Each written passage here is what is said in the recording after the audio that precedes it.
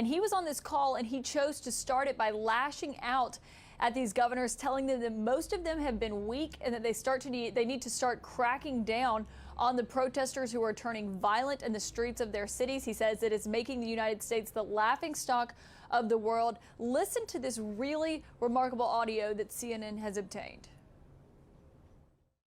What happened in the state of Minnesota, they were a laughingstock all over the world. They took over the police department. The police were running down the street, sirens blazing, the rest of them running. It was on camera.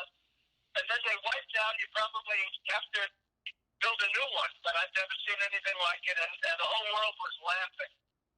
3 days later, I spoke to the governor. The governor is, I think, on the call, and he's the next one died.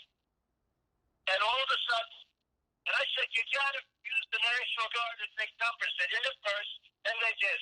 And I'll tell you that, I don't know what it was. It was, Governor, it was the third night. What night? Those guys walked through that stuff like it was butter. They walked right through, and you haven't had any problems since. I mean, they don't. They're not going to go there now. They'll go to some other place. But once you called out and you dominated, you took the worst place, and you made it. They didn't even cover it last night because there was so little action. Because you dominated. You dominated. Now, what happened to New York, I have to tell you, I live in Manhattan. What's going on in Manhattan, I have no idea. New York's finest, they got to be allowed maybe to do their job. I don't know what's happening in Manhattan, but it's terrible. And because it's New York, because it's Manhattan, it gets a lot of press. So they really spend a lot of time on it. But New York has got to have to toughen up. And we'll send you National Guard if you want. You have the largest police force in the country, 40,000 people, I understand. But what's going on in New York is terrible. It's terrible.